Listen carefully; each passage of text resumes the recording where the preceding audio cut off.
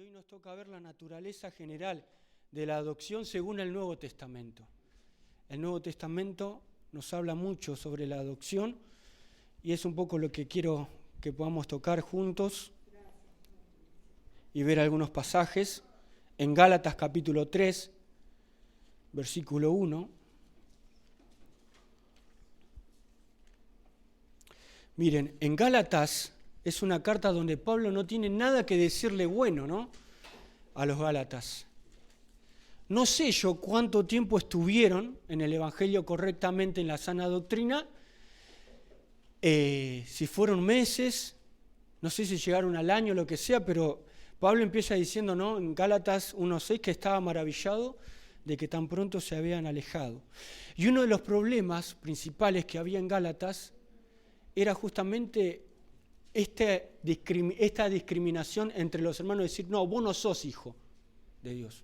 Por ejemplo, vos sí sos hijo de Dios, vos te circuncidaste, hiciste algunas cosas, entonces sos hijo de Dios.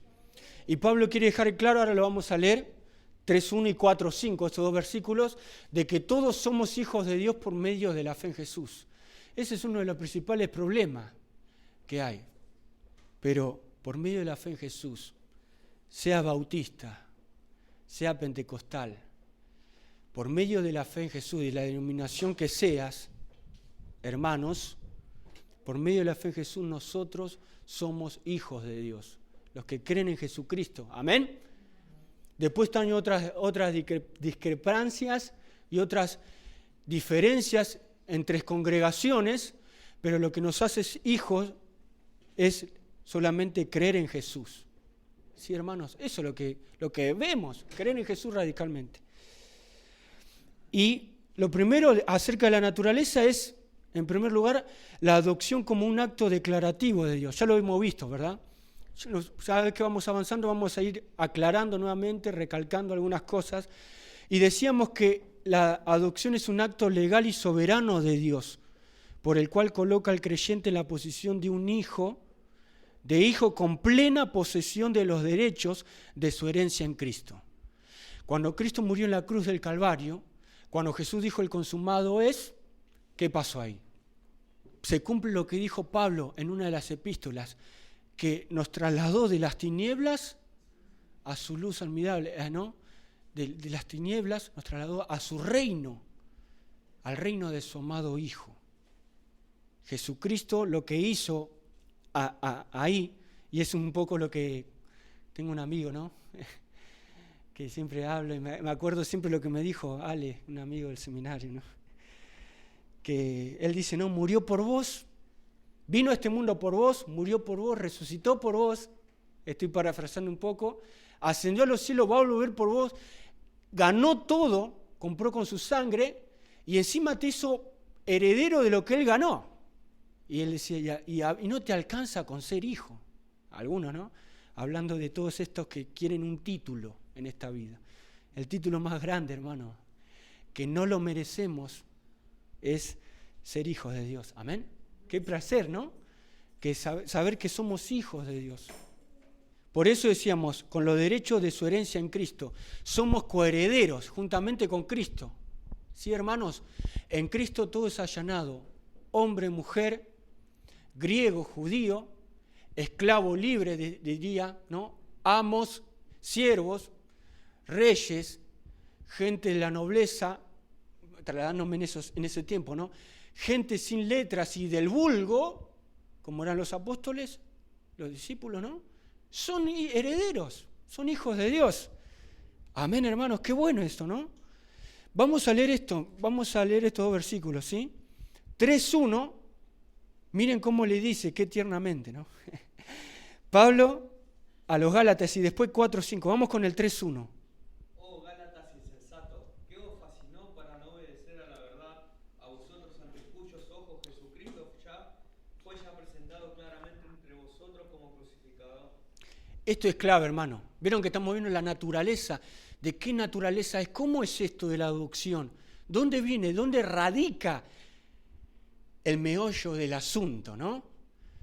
Y Pablo le decía, como decíamos acá, oh Gálatas insensatos, ¿qué os fascinó? o copias originales, porque siempre digo copias originales, más antiguas, perdón, porque las originales no existe ninguna, dice, ¿quién os hechizó? También, ¿no?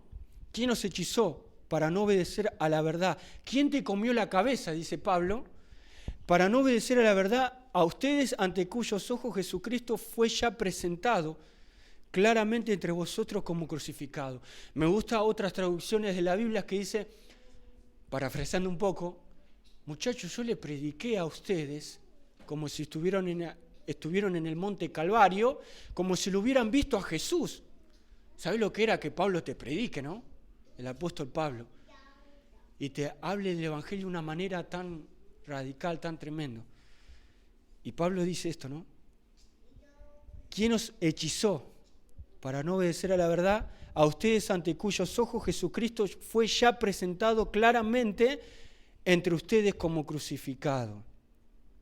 Y el otro texto es 4:5. ¿Qué dice? A ver. Para que redimiese a los que estaban bajo la ley, a fin de que recibiésemos la adopción de hijos. Acá habla de Jesucristo, claramente, para que redimiese a los que estaban bajo la ley, leíamos, a fin de que recibiésemos, ahí está, la palabra clave, la adopción, ¿sí?, de hijos.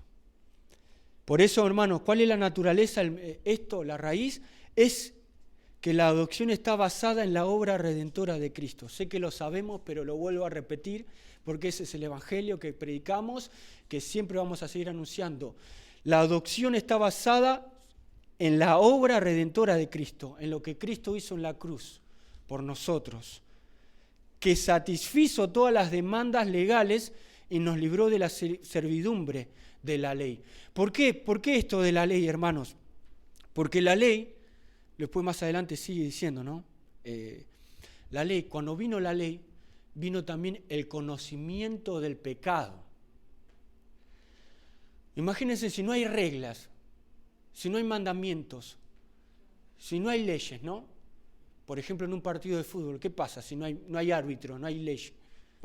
¿No? Guadañazos, patadas, ¿no? No, porque no hay reglas. Pero vemos también, hermanos, en la palabra de Dios que hubieron hombres que antes de que exista la ley creyeron a Dios, como Abraham, ¿verdad? La ley vino en la época de Moisés, como sabemos, pero cuando vino la ley de Moisés, fue dada por medio de Moisés, la ley de Dios en el monte Sinaí, sabemos qué pasó. La ley fue como ese termómetro que nos marcó que estábamos enfermos de pecado. Y por eso nos mató, dice Pablo en Romanos. ¿Por qué? Porque es imposible que el ser humano pueda cumplir la ley. Al final hay dos tipos de pecadores, los que quebrantan la ley y los que la cumplen. ¿Pero por qué? Si no hay manera de cumplir la ley. En Cristo, hermanos, cumplir la ley tiene que ver, y es por eso Cristo vino, para que me entiendan, tiene que ver un cumplimiento total y pleno. Una sola vez y ya está, listo, cumplir la ley. ¿Me siguen con eso? ¿Quién es el único que pudo hacerlo? Cristo, cuando vino a este mundo. Por eso nadie puede cumplir la ley, porque dice, en una sola, como dice Santiago, una sola falta, ya sos culpable de todo. Y Jesús elevó la vara y dice, no, lo resumió en dos, amar a Dios con toda esa magnitud de todo lo que sos y a tu prójimo como a ti mismo. Y un hermano decía, ¿cuántos minutos, y mejor dicho, dijo, cuántos segundos al día infringimos ese mandamiento? ¿Verdad? Por eso, cuando vino Cristo, ahora ya no es cumplir, sino obedecer los mandamientos, que es diferente, hermanos, que cumplirlos. ¿Me siguen con eso? Los términos son importantes en la vida cristiana. Obedecemos a través de Jesucristo, porque Él es el cumplimiento de la ley. Acordate siempre, Cristo es el cumplimiento de la palabra, Cristo es el cumplimiento de la ley. Juan 1, 18, y por eso ahí vamos un poquito más, dice que la ley fue dada por Moisés, ¿verdad? Pero la gracia y la verdad vino a través de Jesucristo. Y ahora Dios no te dice, cumple, para andar en mis caminos. Dios te dice diferente, te dice, cree. Jesús te dice, cree en mí, para poder cumplir. ¿Se entiende, hermano?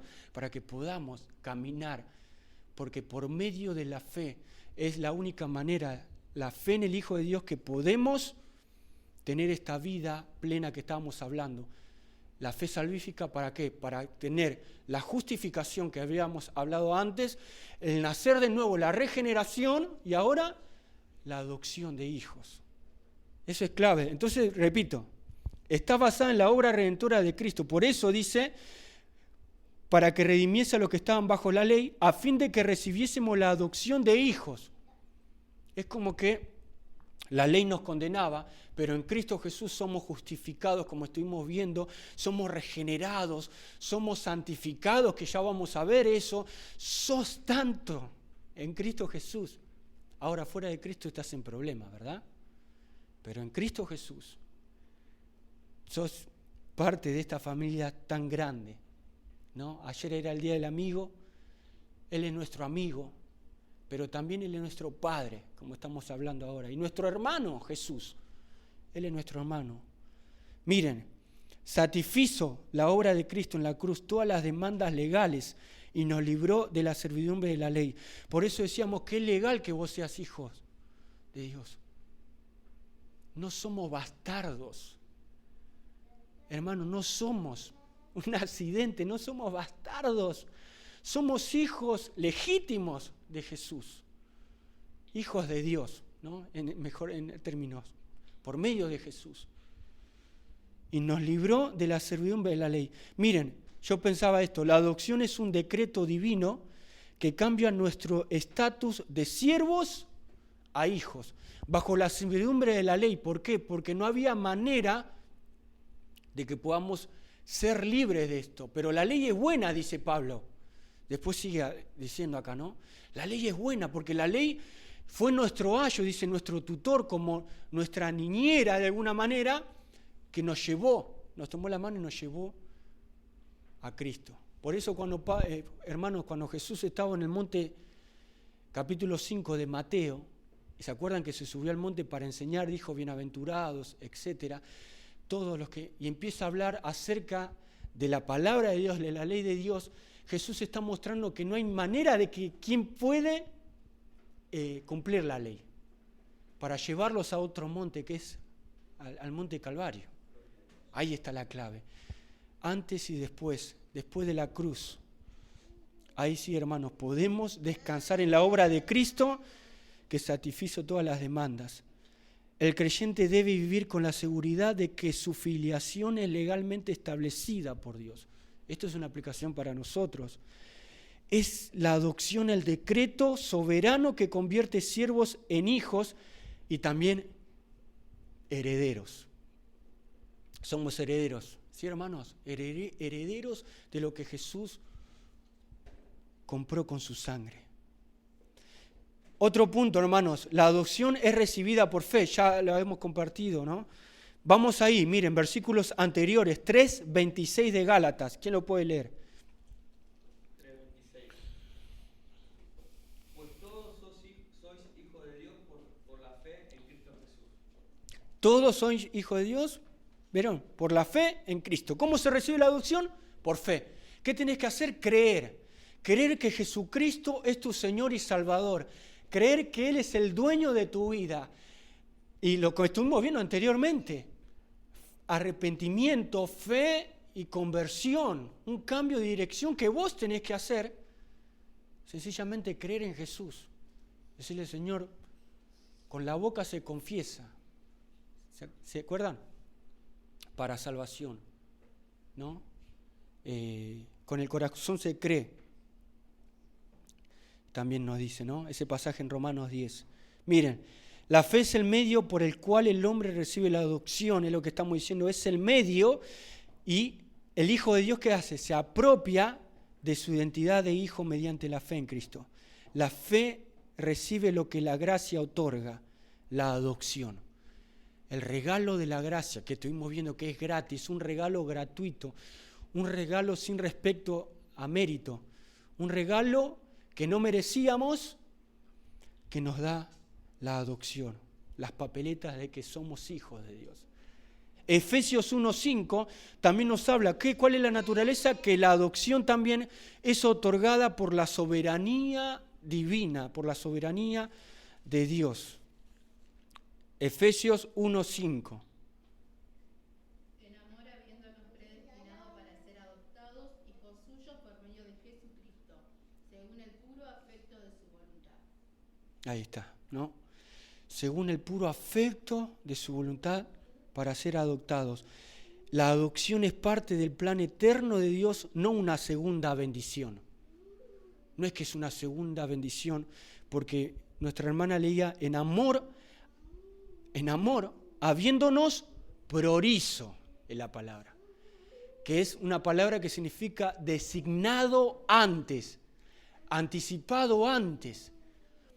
Todo lo que estamos viendo acerca de la salvación, hermanos, es que Dios es proactivo. ¿Qué quiere decir? Que todo es obra inicial de Dios. Nada sorprende a Dios. A nosotros por ahí nos sorprende, ¿no? La boleta de la luz, las cosas que tenemos que pagar, ¿verdad? Pero a Dios nada le sorprende. Dios tiene el control. Entonces, en amor, habiéndonos designado antes para ser adoptados hijos suyos por medio de Jesucristo. Es parte del plan eterno de Dios que el hombre tenga una relación con Dios, de hijos. Vieron que en el Antiguo Testamento dice, yo seré su Dios y ellos serán mi pueblo. Ellos tenían, los israelitas, los judíos, en ese tiempo, claro, el concepto de una relación con Dios, como que estuvimos viendo el martes, creo, pero a nivel nacional. Es como que la Argentina sepa, claro, toda la nación argentina entiende que que la nación puede ser hijos de Dios, pero no de manera individual. Pero por eso vino Cristo. Ahora en Cristo Jesús, cada uno, por medio de la fe en Jesús, aquel que acepta a Jesucristo como Señor y Salvador, pasa a ser hijo con todo lo que conlleva eso, de una relación. Por eso la Biblia te muestra cómo Dios se relaciona con el hombre. Dios se relaciona con el hombre. Y es lo que vemos acá, hermanos. Descansamos en la certeza de que nuestro lugar en la familia de Dios fue señalado desde la eternidad. Desde la eternidad Dios pensó antes de que llame el mundo a existencia, antes de que exista todo el universo, Dios ya planificó esto, Dios ya lo había designado antes, ¿sí? La predestinación. Dios había designado este plan eterno. No es una segunda bendición, es un paquete completo. Siempre me acuerdo de esto, siempre lo menciono, ¿no? Lo de la salvación. Es un plan eterno de Dios. La adopción es la expresión eterna de la paternidad divina. Me gusta esto, ¿no? Dios se expresa eternamente. Cada vez que vos doblás tus rodillas y vos le decís tal vez, no sé si sos de hablarle al Señor y decirle, papá, me pasa esto. Esa relación que tenés con Dios en oración, en lo secreto, esas peticiones íntimas que tenés con tu Padre Celestial, claro, señalan esta expresión eterna de la paternidad divina de Dios, de que Dios es nuestro Padre. Y la eternidad es un estado, no hay tiempo ahí. El Dios eterno planificó esto. Y nacimos para este tiempo, hermanos. Dios lo quiso así. ¿Para qué? Para que podamos disfrutar de los deleites de esta salvación tan grande. Amén, hermanos. Qué bueno, ¿no? Miren, hermanos, otra cosa más que podemos ver es el propósito final de la adopción. Vamos a leer otra vez nuevamente el versículo 5 de Efesios capítulo 1 y también el versículo 6. A ver qué nos dice. 5 y 6 de Efesios 1. En amor habiéndonos predestinado para ser adoptados hijos suyos por medio de Jesucristo, según el puro afecto de su voluntad, para alabanza de la gloria de su gracia, con la cual nos hizo aceptos en el amado. Ahí está. ¿Vieron? El 6 es clave, ¿no? ¿Para qué? Para, es propósito, alabanza de la gloria de su gracia. Es decir, que la adopción es la exhibición eterna de la gracia de Dios. Exhibimos eternamente, que es por gracia de Dios, que no merecemos nada, que es todo por la gracia de Dios. Y el creyente vive como testimonio vivo de lo que la gracia puede hacer. Vos, como hijo de Dios, como hija de Dios, vivís en este mundo, hermanos, dando testimonio, un testimonio fiel de lo que, mirá lo que hizo la gracia con tu vida, ¿no? Con cada uno de nosotros, de lo que la gracia de Dios puede hacer. Es como la vitrina, la adopción eterna de la gracia divina. Gálatas 4, vamos a leerlos nuevamente. Estos pasajes son claves porque nos hablan de esto. 4, 4 y 5. 4, 4 y 5. Miren, este es otro punto que nos habla de que la adopción la vemos como una bendición en el Nuevo Testamento, ¿no? En la palabra de Dios. 4, 4 y 5, a ver. Pero cuando vino el cumplimiento del tiempo, Dios envió a su Hijo, nacido de mujer y nacido bajo la ley, para que redimiese a los que estaban bajo la ley, a fin de que recibiésemos la adopción de hijos. Tremendo. También vamos a leer Mateo 28, 10.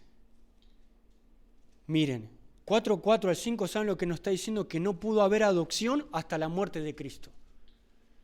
Si no moría Cristo y resucitaba claramente, no había adopción.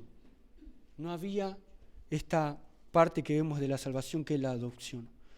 Antes de la cruz los creyentes eran justificados, como lo vemos en Abraham, etc., pero no llamados hijos, porque vuelvo a repetir, tenían el concepto como nación. Por eso viene Jesús también. Isaías capítulo 5 habla, ¿qué haré a mi viña? Dice Dios, profetizando por Isaías, ¿no? ¿Qué haré a la viña? El pueblo de Israel. Claro, pero viene Jesús, Juan capítulo 15, dice, yo soy la vid verdadera. Tremendo. ¿Vieron? Pero ellos no, pero si nosotros somos la vid. Los judíos pensaban de tal manera, todo fue cambiado cuando vino la revelación plena total de Dios, que es Jesucristo, y vino a revelar al Padre y mostrar todo esto que estamos viendo, a salvar a la humanidad, ¿verdad? A cumplir su misión. Miren, Mateo 28, 10. Entonces Jesús le dijo, no temáis, id y dad las nuevas a mis hermanos para que vayan a Galilea y allí me verán. ¿Vieron cómo cambia? ¿Me siguen con eso? ¿Qué leíamos en Gálatas? Gálatas decía, pero cuando vino el cumplimiento del tiempo, Dios envió a su Hijo, a Jesucristo, nacido de mujer y nació bajo la ley, y después el 5 que leíamos. 4 y 4 y 5 de Gálatas, ¿qué nos decía? Que la adopción no podía ser posible, no pudo haber hasta la muerte de Cristo. Cuando Cristo vino, ahí sí hubo adopción.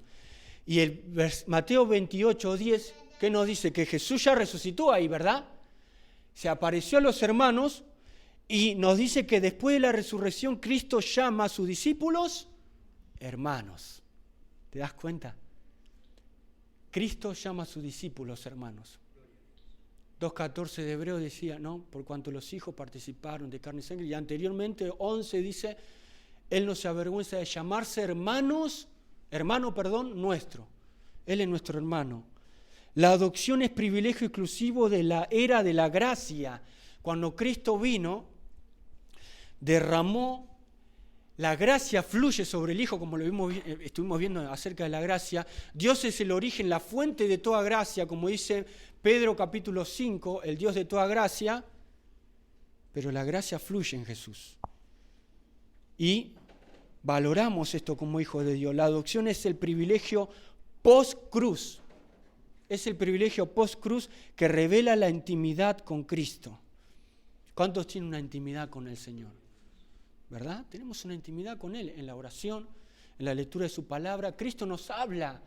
Nuestro Padre nos habla a través de la Biblia, a través de una canción, de una alabanza, a través de un hermano que nos habla, comparte una palabra, ¿verdad? A través de nuestras oraciones a Dios tenemos una intimidad, hermanos. Por eso quiero terminar con lo último, que sería un problema y una respuesta. Y síganme en esto, vamos a responderlo juntos. Si alguien puede buscar Romanos 8:15, mientras, y Hebreos 2:14 al 15. Y es la gran pregunta. ¿Qué pasa con los santos del Antiguo Testamento?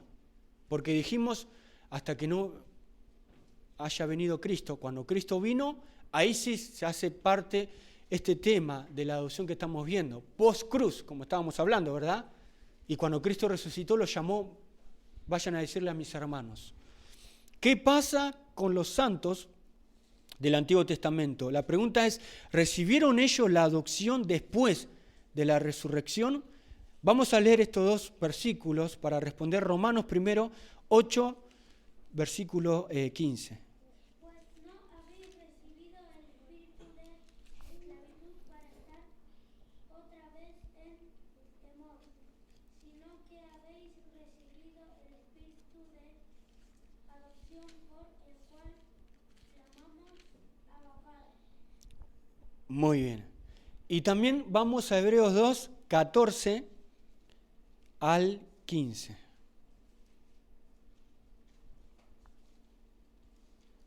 Así que, por cuanto los hijos participaron de carne y sangre, él también participó de lo mismo, para destruir por medio de la muerte al que tenía el imperio de la muerte, esto es, al diablo, y librar a todos los que por el temor de la muerte estaban durante toda la vida sujetos a servidumbre. Ahí está. ¿Vieron? Mateo nos leía, no recibiste el espíritu de temor, para estar otra vez, el espíritu de esclavitud, para estar otra vez en temor, sino el espíritu de adopción. Y leía nuestro hermano acá, que dice, para librar a todos los que por el temor de la muerte estaban durante toda la vida sujetos a servidumbre.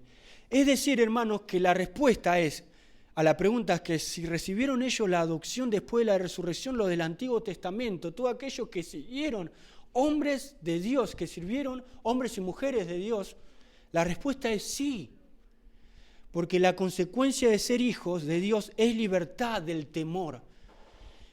El ser hijos de Dios nos libra del temor de la muerte, de las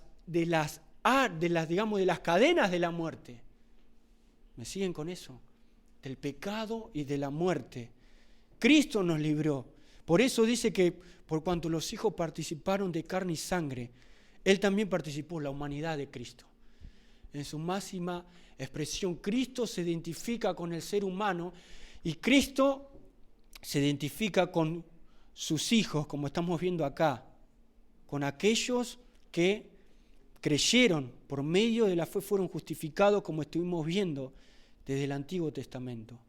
Por eso, hermanos, parece que este texto se refiere también a los santos del Antiguo Testamento, porque leíamos, y librar a todos quienes participan ahora de la filiación en Cristo.